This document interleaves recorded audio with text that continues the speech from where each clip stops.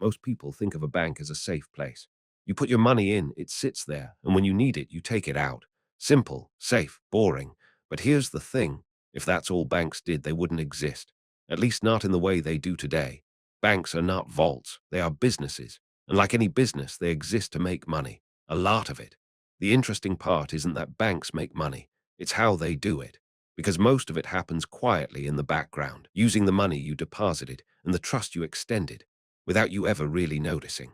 The moment you deposit money into a bank, something happens that most people never think about. The bank doesn't lock it in a box with your name on it. It lends most of it out to someone else. This is called fractional reserve banking. Banks are generally required to keep only a fraction of deposits on hand at any time, enough to cover normal day-to-day withdrawals. The rest gets put to work, goes out as mortgages, car loans, business loans, personal loans. The exact reserve requirements vary by country and have shifted in some places in recent years, but the core principle is the same everywhere. Your deposit funds someone else's loan. That loan earns the bank interest, and that interest is the oldest and most fundamental way banks make money. The spread is what matters here. A bank might pay you 1 or 2% interest on your savings account. If that, then it turns around and lends that same money out at 6, 7, 8% or more, depending on the loan type. The difference between what they pay you and what they charge the borrower is called the net interest margin. It is the engine of traditional banking. You are, in a very real sense, a silent lender. You just don't get most of the return. Interest income is the foundation, but it's not the whole picture. Banks have built an enormous secondary revenue stream out of fees, and unlike interest, fees don't require the bank to take on any risk. They're just charges for access, for convenience, or for crossing an invisible line.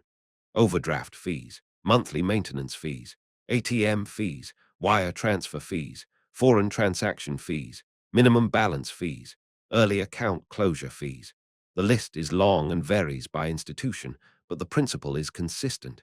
Every interaction with your account is a potential revenue moment. Overdraft fees deserve special mention because they are a particularly effective mechanism. When your account goes negative, the bank covers the transaction and charges you for the privilege, often significantly more than the transaction itself was worth. And because they tend to hit people who are already financially stretched, they have a way of compounding. One overdraft can trigger another charge, which pushes the account further negative, which triggers another. Some countries have moved to regulate or cap these fees. Others haven't, but in markets where they operate freely, overdraft fees alone can represent a meaningful portion of a bank's consumer revenue. The fee model is elegant from a business perspective. It doesn't require the bank to lend anything. It doesn't require taking on credit risk. It just requires that customers use their accounts and occasionally slip up. Banks that issue credit cards are running one of the most profitable operations in consumer finance, and they're making money from multiple directions simultaneously. First, there's the interest.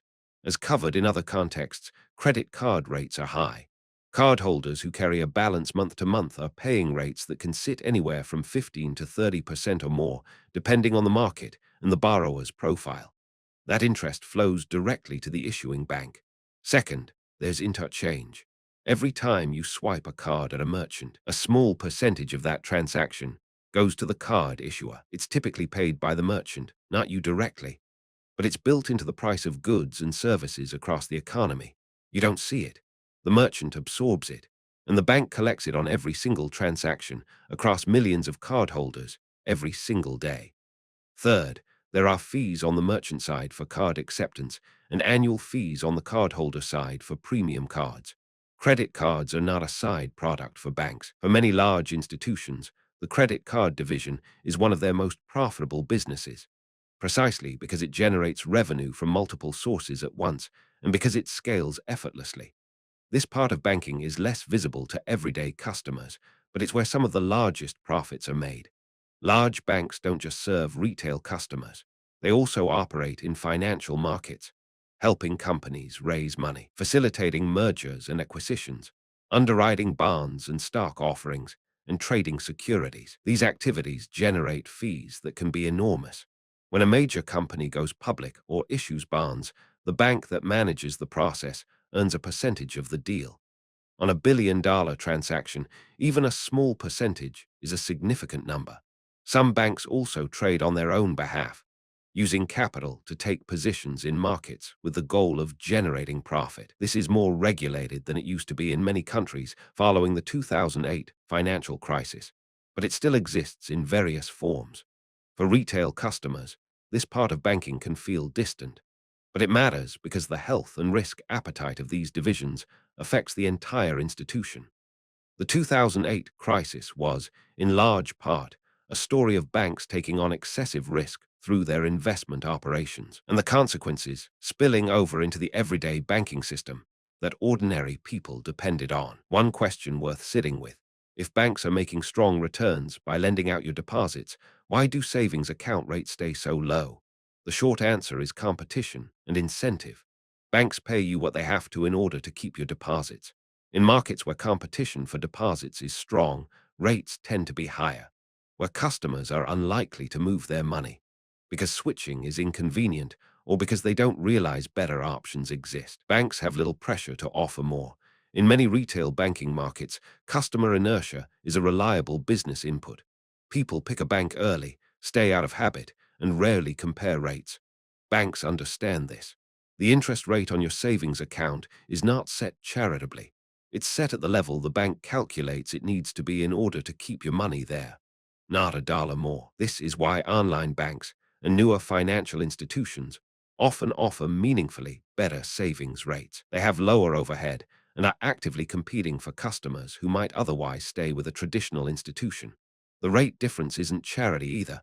It's competition doing what it's supposed to do. Banks make money in ways that are largely invisible to the people funding them. Your deposit becomes a loan. Your loan generates interest. Your transactions generate fees. Your card generates interchange. And your inertia keeps the whole thing running smoothly. None of this means banking is a scam. Banks provide real services: safe storage, payment infrastructure, access to credit, financial tools that people genuinely need. The system, broadly speaking, works, but it works on terms that are heavily optimized in the bank's favor, and it relies on most customers not thinking too hard about the mechanics. The practical takeaway isn't to distrust your bank. It's to understand that every product your bank offers you was designed with their profitability in mind first. A savings account with a low rate isn't the only option. A fee you've been paying for years might be avoidable. A credit card offer that sounds generous probably isn't, for most people, most of the time. The bank knows exactly how it makes money from you. It's worth spending a little time figuring that out for yourself.